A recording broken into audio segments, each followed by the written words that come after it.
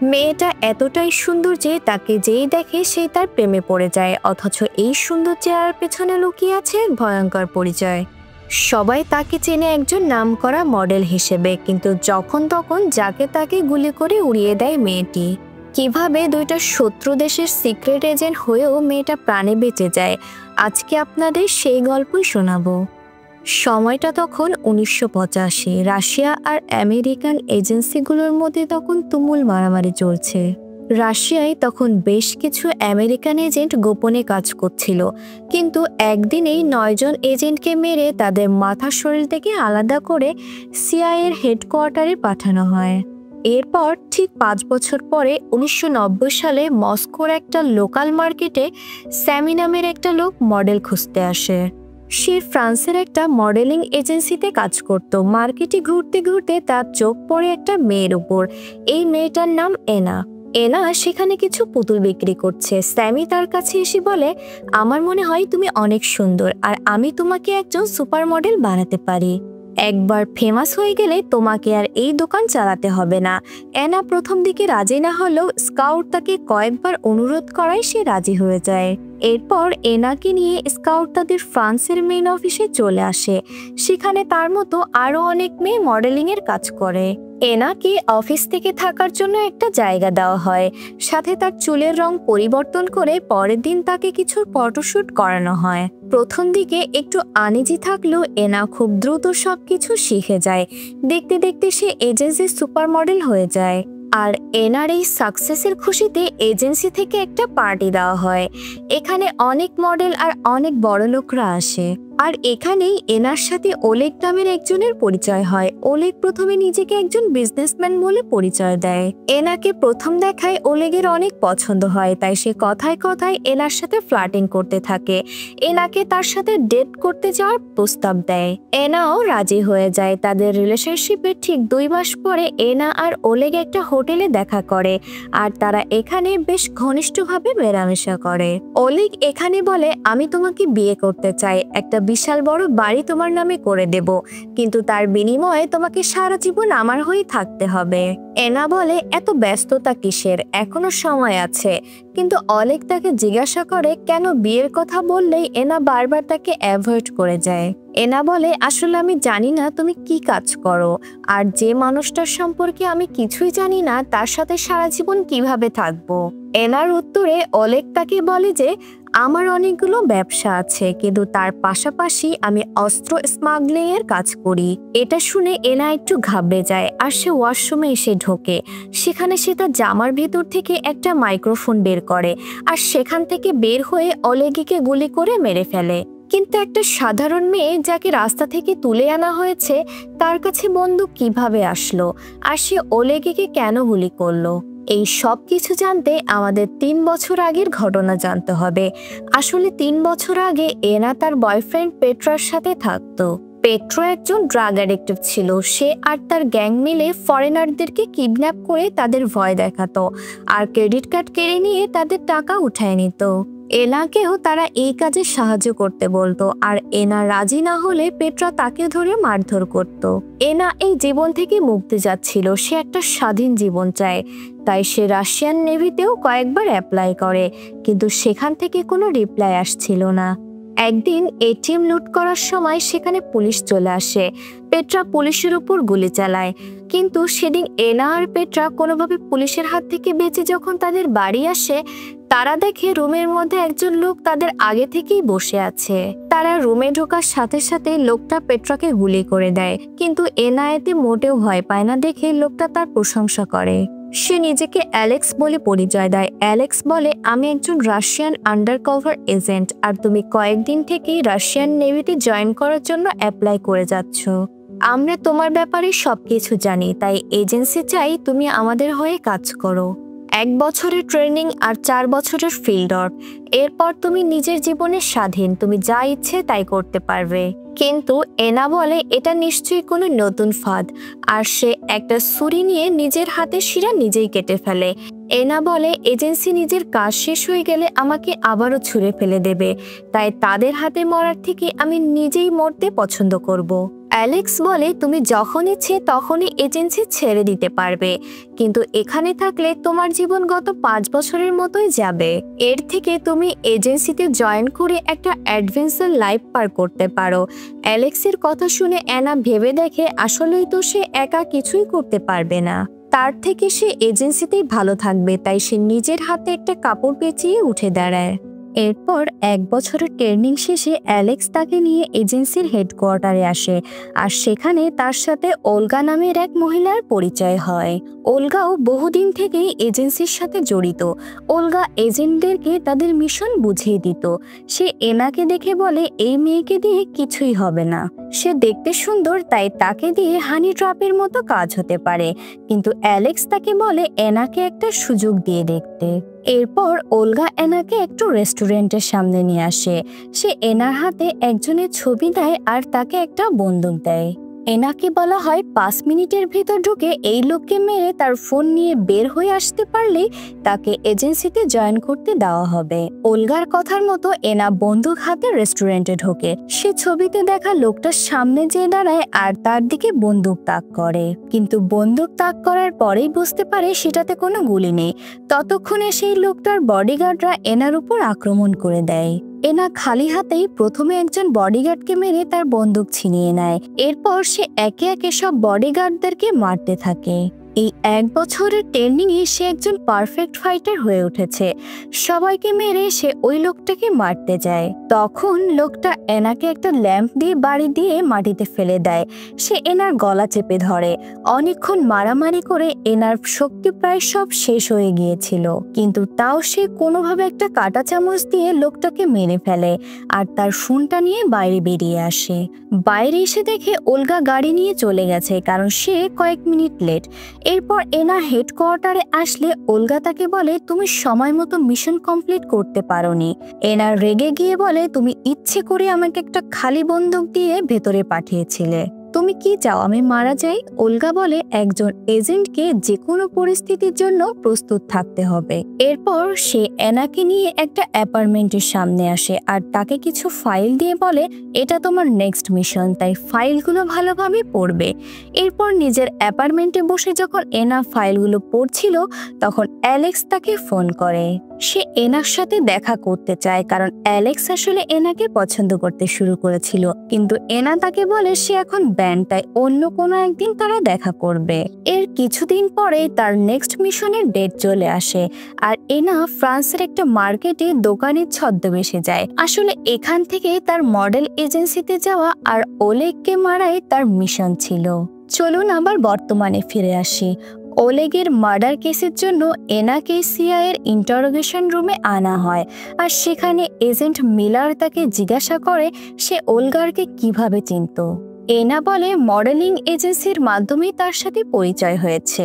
Miller আরও জানতে চায় এনার সাথে ওলগারের কি কোনো সম্পর্ক ছিল কিনা। এনা জবাবে না বলে দেয়, আর এনার বিরুদ্ধে কোনো প্রুফ না থাকায় মিলার তাকে যেতে দেয়। মিশন কমপ্লিট করে এনা তার বাসায় ফিরে আসলে সেখানে অ্যালেক্সও আসে, আর দুইজন মিলে যেমন খুশি তেমন সাজার জন্য জামা কাপড় খুলতে শুরু করে। তাদেরকে প্রাইভেসি দেওয়া হোক। এনা আবারও ফ্রান্সে ফিরে আসে তার মডেলিং ক্যারিয়ারের জন্য। বেশ কিছুদিন পর সে অ্যালেক্সকে ফোন দিয়ে জিজ্ঞাসা করে আমি স্বাধীনভাবে জীবনযাপন করতে চাই, কিন্তু এজেন্সি আমাকে সেটা দিচ্ছে না, তাই আমি যদি কোনোদিন এখান থেকে বের হতে চাই তুমি কি আমাকে সাহায্য করবে? অ্যালেক্স কিছুদিন চুপ থেকে জানায় যে সর্বোচ্চ চেষ্টা করবে। কিছুদিন পর ওলগার এনাকে আবারও একটা মিশন দেয়। তাকে এবার উডেনবার্গ নামের একজনকে মারার দায়িত্ব দেওয়া হয়েছে, আর সেখানে একটা স্কট সেজে এনা চলে আসে। পাশের রুমে ওলগার পুরো টিম সেটআপ নিয়ে বসেছিল। সে এনাকে সাবধান করে দেয় যে ভেতরের রুমে কোনো সমস্যা নাই, তাই একবার ঢুকে গেলে যা হবে এনাকে নিজেই বুঝে নিতে হবে, কারণ বাইরে থেকে তারা কিছুই দেখতে পাবে না। এনা রেডি হয়ে রুমে ঢুকে প্রথমে ওয়াশরুমে যাওয়ার বাহানা করে। ওয়াশরুমে ঢুকে সে একটা বন্দুক বের করে সেটাকে অ্যাসেম্বল করে বের হয়ে আসে। এরপর কাজ শেষ করে রুম থেকে বেরিয়ে ওলগার কাছে আসলে সে জিজ্ঞাসা করে এত সময় লাগলো কেন, আর লোকটার মোবাইল আর আঙ্গুল কোথায়। এনা জানায় যে সেগুলো আনতে ভুলে গেছে, তাই সে আবার এই রুমে যেয়ে মোবাইল আর লোকটার একটা আঙ্গুল কেটে নিয়ে আসে। এরপর সে কথা বলতে বলতে কেঁদে ফেলে আর ওলগারকে জিজ্ঞাসা করে আমাকে আর কত মানুষকে খুন করতে হবে, আমি এ জীবনে হাঁপিয়ে উঠেছি। তখন ওলগার তাকে বলে তোমার উচিত একটু ছুটি কাটানো, যাও 1 সপ্তাহ কোথাও থেকে ছুটি কাটিয়ে এসো, নিজেকে হালকা লাগবে। সেখান থেকে বেরিয়ে এনা তার বান্ধবীকে নিয়ে ঘুরতে যায়। ছুটিটা এনাকে অনেক রিফ্রেশমেন্ট দেয়। সে ফিরে এসে ওলগারের সাথে দেখা করে প্রথমে বলে হ্যালো, আমি আবার খুন করতে প্রস্তুত। কি একটা অবস্থা, একবার ভাবুন তো, এত সুন্দর একটা মেয়েকে দিয়ে এরা একের পর এক খুন করিয়ে যাচ্ছে। এরপর এনাও আবার তার এজেন্সির ক্যারিয়ারে একের পর এক মানুষকে মারতে থাকে। অন্যদিকে তার মডেলিং ক্যারিয়ারও বেশ নাম করতে থাকে। এভাবেই বেশ কয়েক মাস কেটে যায় আর ভ্যাসেলি তাকে মিটিংয়ের জন্য ডাকে।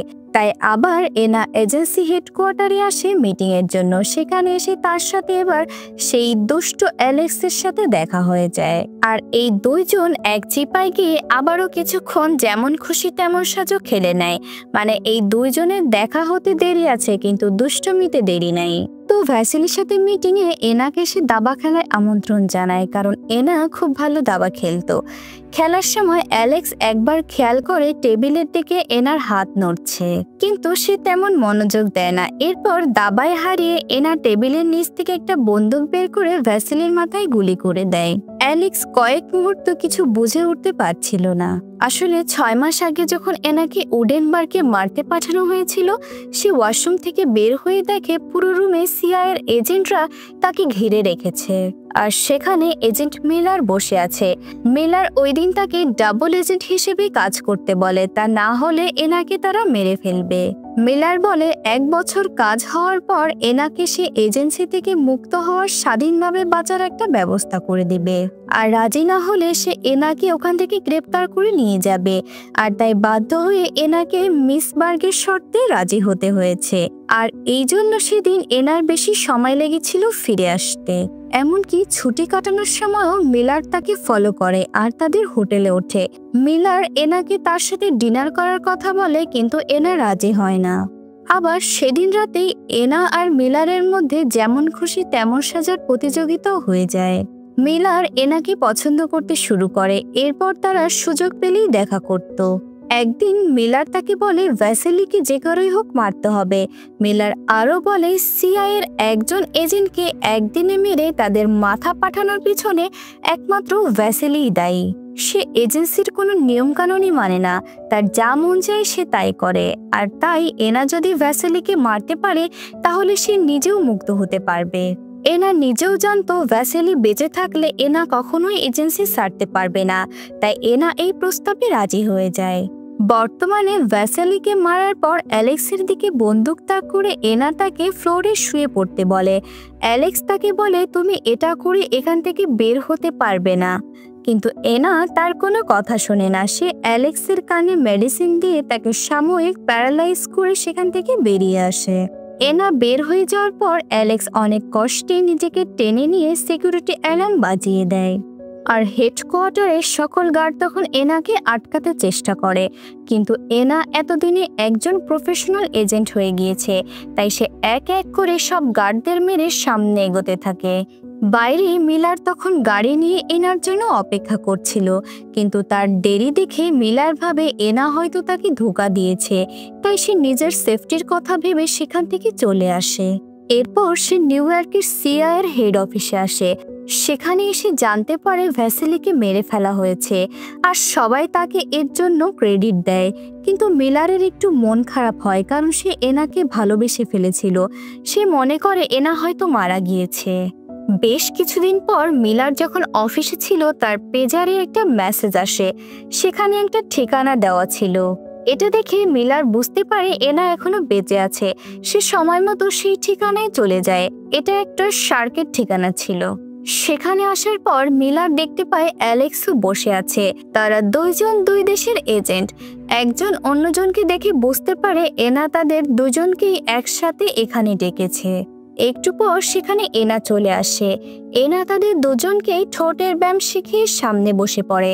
সে তাদেরকে বলে, আমি 2 এজেন্সি থেকে কিছু সিক্রেট ইনফরমেশন চুরি করেছি, কিন্তু এগুলো আমি কারোর সাথে শেয়ার করিনি। আমি তোমাদেরকে এগুলো ফিরিয়ে দিতে চাই, কিন্তু এর বিনিময়ে আমি একটা স্বাধীন স্বাভাবিক জীবন ফিরে পেতে চাই।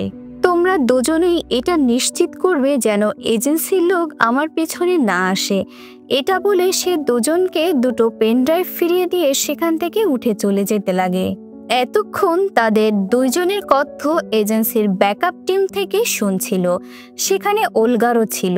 এনা যখন চলে যাচ্ছিল তখন ওলগার তার পিছন থেকে এসে তাকে গুলি করে দেয়, আর এনা সেখানেই মারা যায়। মিলার আর অ্যালেক্স একে অপরের দিকে গুলি তাক করে, কিন্তু তাদের বাকি টিম এসে দুজনকেই সরিয়ে নিয়ে যায়। 3 মাস আগে ছুটি থেকে ফিরে এনা যখন ওলগারের সাথে দেখা করে, ওলগার তাকে বলে, আমি জানি যে উডেনবার্গ মিশনের সময় সিআইএ তোমাকে ধরে ফেলেছিল, কারণ আমি ওই দিন তোমার হাতে হ্যান্ডকাপের দাগ দেখতে পেয়েছিলাম। আর এই রুমে ক্যামেরা না থাকলেও সেখানে অনেকগুলো মাইক ছিল, তাই আমি তোমাদের সব কথাই শুনেছি। কিন্তু আমি চাই তুমি তাদের কথা মতো ভ্যাসেলিকে মেরে ফেলো। ভ্যাসেলি এজেন্সির নাম খারাপ করছে। আসলে ওলগার চাচ্ছিল যদি এনা ভ্যাসেলিকে মেরে ফেলে তাহলে সে জায়গা নিতে পারবে। আসলে এখানে সবাই নিজেদের স্বার্থের কথা চিন্তা করছিল। এখানেই আসে আর একটা টুইস্ট। আসলে সেদিন ওলগারের পার্কে এনাকে গুলি করার সম্পূর্ণ বিষয়টা ছিল সাজানো। সেদিন ওলগার ইচ্ছা করেই এনার পেটে গুলি করেছিল, কারণ এনা সেখানে বুলেট প্রুফ জ্যাকেট পরেছিল। আর সবাই চলে গেলে সেখানে এনার একটা বডি ডাবলের লাশ রেখে দেওয়া হয়। এনা ঝোপের মধ্যে দিয়ে ম্যানহল চলে আসে, আর ড্রেস পাল্টে সে নকল চুল খুলে ফেলে, কারণ সে তার চেহারা পাল্টাতে টাক হয়ে গেছে। আর ছদ্মবেশ পাল্টে এনা সেখান থেকে চলে যায়। এদিকে ওলগার যখন এজেন্সিতে আসে, ভ্যাসেলি মারা যাওয়ায় এজেন্সি তাকে নতুন হেড বানায়। সে যখন টেবিলে বসে তার ল্যাপটপ মেলে, সেখানে এনার একটা ভিডিও মেসেজ আসে। এনা তাকে তার সাহায্যের জন্য ধন্যবাদ জানায়, আর সেই সাথে এটাও বলে যে ভ্যাসেলিকে মারার ব্যাপারে তাদের দুজনের শেষ কথাগুলোও সে রেকর্ড করেছে। তাই সে চায় ওলগা যেন এজেন্সি থেকে এনার সকল তথ্য মুছে দেয়, কারণ সে এখন একটা স্বাভাবিক জীবনে ফিরতে চায়। আর ওলগা যদি এটা না করে তাহলে এনা তাদের অডিও ফাঁস করে দেবে। ভিডিওটা দেখে ওলগা হাসি দেয়, আর সে এনার সব ইনফরমেশন এজেন্সি থেকে মুছে দেয়। আর এখানেই আজকের গল্প শেষ হয়ে যায়। একটা সাধারণ মেয়ে থেকে এনা যেভাবে এজেন্সিতে জয়েন করে একজন দুর্ধর্ষ এজেন্ট হয়ে ওঠে, আর শেষমেশ নিজেকে এজেন্সির জাল থেকে বের করে নিতেও সফল হয়। আপনাদেরও কি মন চায় মাঝে মাঝে নিজেকে সিক্রেট কোনো সংস্থার এজেন্ট হিসেবে দেখতে? যদি হ্যাঁ হয় তাহলে অবশ্যই আমাদেরকে কমেন্ট করে জানাবেন। আজকের মতো এখানেই বিদায় নিচ্ছি। আবার দেখা হবে নতুন কোনো গল্প নিয়ে।